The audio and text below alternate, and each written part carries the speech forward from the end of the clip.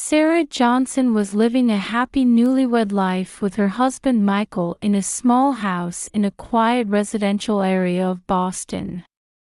She worked as an English teacher at a local high school, while Michael was building his career as a promising young lawyer at a law firm. They had been college sweethearts and married right after graduation. "Sarah, what's for dinner tonight?" Michael asked one Friday evening when he came home from work. "I thought we'd have Italian today." "I wanted to try a new recipe," Sarah replied. She loved cooking and looked forward to trying new dishes every weekend. As they enjoyed their dinner, they talked about their plans for the future. Having children had been a shared dream since the beginning of their marriage. "Maybe it's time we start thinking about having a baby," Michael brought up. Sarah's eyes lit up. "Really? I've been thinking the same thing." That night, they decided to try for a baby. And a few months later, Sarah found out she was pregnant. During the pregnancy, Michael took great care of Sarah and accompanied her to all prenatal checkups. They prepared the baby's room and held a baby shower. Friends and family gathered to offer their blessings. "You two are going to be wonderful parents," Sarah's mother said. On the day of the birth, Michael held Sarah's hand at the hospital, encouraging her throughout. After a long labor, their son Ethan was born on May 15, 2013. "Look, Sarah. It's our son," Michael said, tears in his eyes. Sarah was exhausted but filled with happiness. "I've never seen such a perfect baby," she smiled. After Ethan's birth, Sarah and Michael's lives changed completely. Nights of feeding, diaper changes, and lack of sleep. But they truly enjoyed their new life. "He really looks like you," Sarah said to Michael one day while cuddling Ethan. Michael smiled proudly. "But he has your eyes." Day by day, Ethan grew. His first smile, his first words, his first steps. Every moment became a priceless treasure for Sarah and Michael. One day, when Ethan was 3 months old, Sarah returned home from work. Usually, Michael would greet her with their son in his arms. But the house was silent. "Michael. Ethan." Sarah called out, but there was no answer.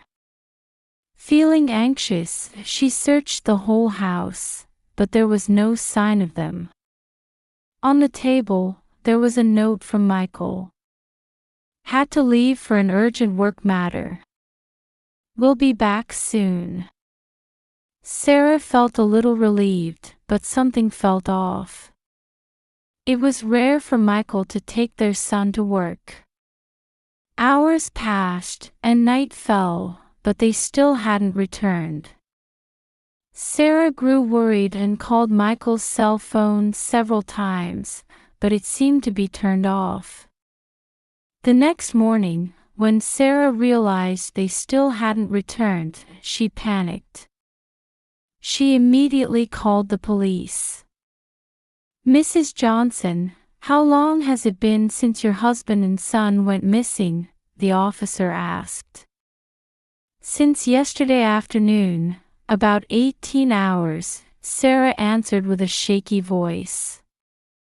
The police began their search, but there were few leads. Michael's car was nowhere to be found. When they inquired at his workplace, they were told there had been no urgent work matter.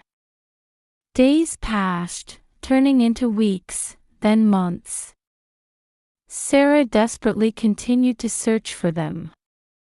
She put up posters all over town, spread information on social media, and even appeared on TV shows about missing persons.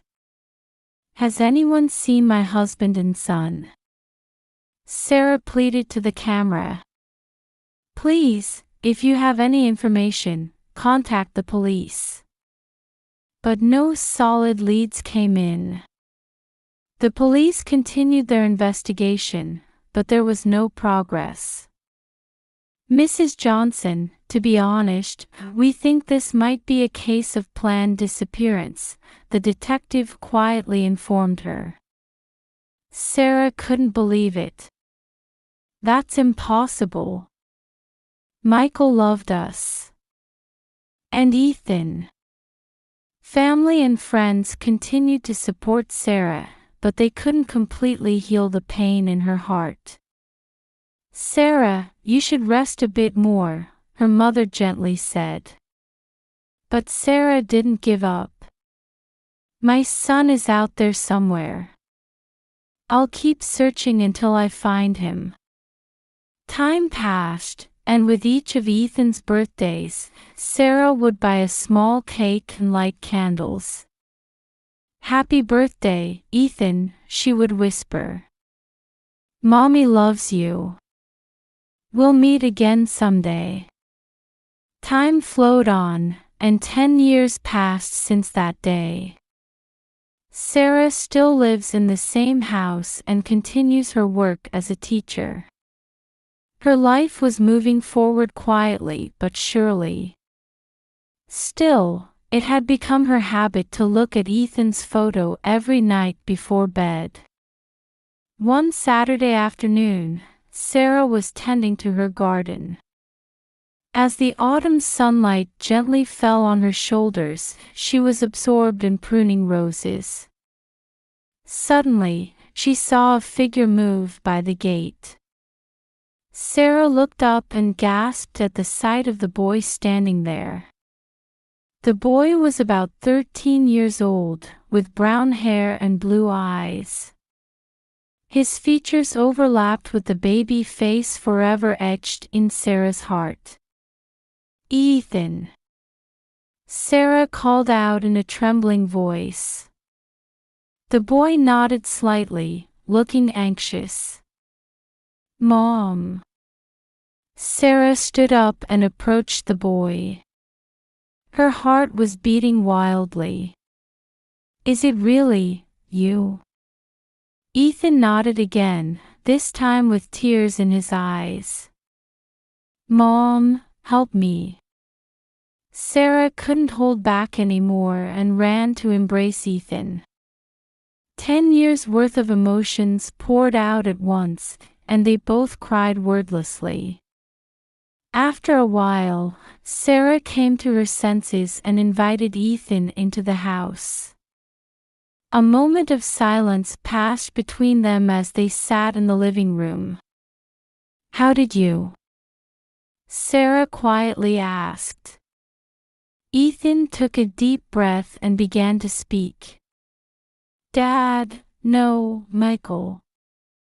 He continued, choosing his words carefully. "We kept moving around, but recently, we came back to Boston." "Michael, is he all right?" Sarah asked with a complex expression. Ethan's face clouded over. "Yes, but Mom, I don't want to go back there anymore." Sarah noticed the change in her son's expression and felt anxiety well up. "Why? What happened?" Ethan hesitated, then slowly rolled up the sleeve of his right arm. There were multiple scars. Sarah gasped. "These are..." "There's a lot I need to tell you, Mom," Ethan said with a serious expression. "But I think we should call the police first." Sarah came to her senses and immediately called the police. 30 minutes later, 2 officers visited the house. Mrs. Johnson, about the missing person case from 10 years ago. The officer began, and Sarah nodded. Yes, this is my son Ethan. The officers talked with Ethan and confirmed the situation. Afterward, it was decided that Ethan would be placed under temporary protective custody of Child Services. Mom, I'm scared, Ethan said anxiously. Sarah squeezed her son's hand. It's okay, Ethan. We'll never be separated again. Mommy's here with you. That night, Sarah fell asleep feeling her son's presence for the first time in a long while. However, in her heart, anxiety about the truth that was about to be revealed swirled. The next day, Sarah and Ethan were called to the police station. A social worker from Child Protective Services was also present. Ethan, can you tell us in detail what happened to you? The detective asked gently. Ethan took a deep breath and began to speak. Dad, no, Michael was using me as a model. Sarah gasped. She listened to her son's story, desperately trying to control her emotions. Ethan continued, At first, I was just modeling regular children's clothes. But as I got older... It's okay, Ethan, Sarah squeezed her son's hand. Take your time. Encouraged by his mother's warmth, Ethan continued, Michael started making me do more extreme photo shoots. Posing in dangerous places, wearing adult-like clothes. The detective and social worker carefully took notes as they listened to Ethan's story. And the scars on your arm? The detective quietly asked. Ethan's face darkened. When I refused to do the photo shoots. Michael. He choked on his words. Sarah hugged her son. It's okay now, Ethan. You're safe. Ethan continued, holding back tears. Michael was living off my earnings. When I refused, he got angry and... The detective nodded with a serious expression. I understand. You're very brave, Ethan. After that, the police located Michael and arrested him. He was to be charged with child exploitation and abuse.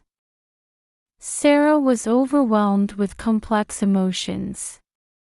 How could the man she once loved do such things? Anger, sadness, and guilt swirled within her. Mrs. Johnson, the social worker, gently called out. You're not to blame for any of this. There's a lot we can do to help Ethan. Sarah nodded, wiping away her tears. What should I do? First, Ethan needs emotional care. It will take time to overcome the trauma. I'll refer you to a specialized counselor. Ethan looked up at his mother's face. Mom, can I go back to a normal life? Sarah hugged her son tightly. Of course, Ethan. We'll work hard together. In the weeks that followed, Sarah and Ethan faced many challenges.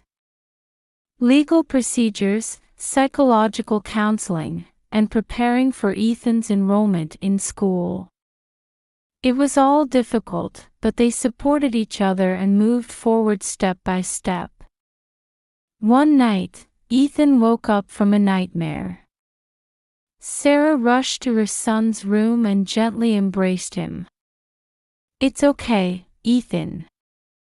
Mommy's here.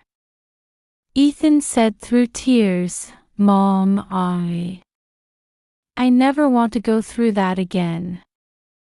Sarah gently stroked her son's hair and replied, I'll never let that happen. Mommy will protect you.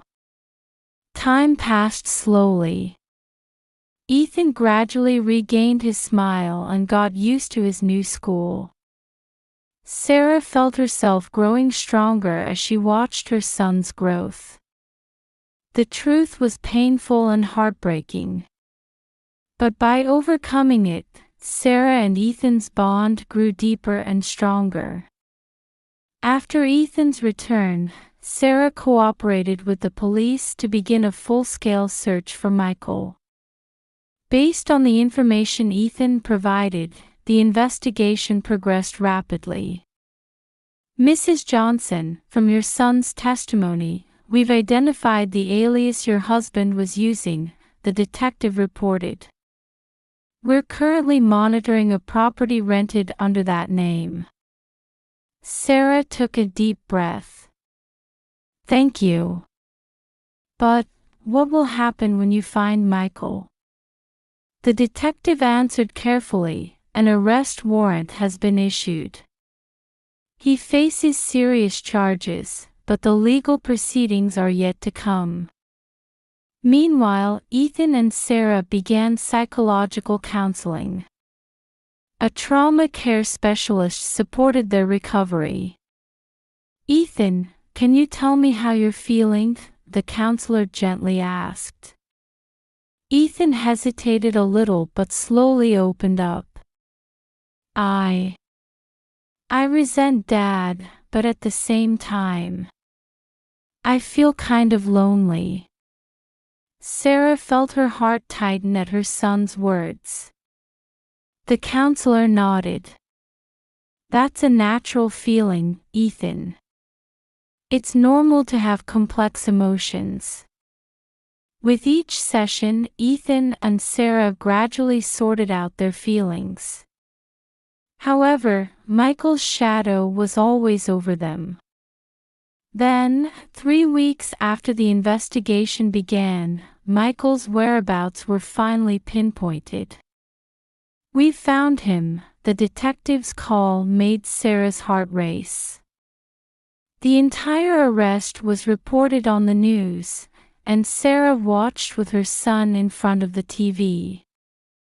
Michael's appearance on the screen was vastly different from the husband Sarah remembered.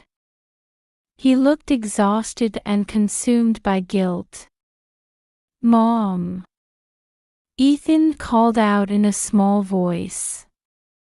Sarah hugged her son. It's okay, Ethan. This is the end of it all. After Michael's arrest, legal proceedings began in earnest.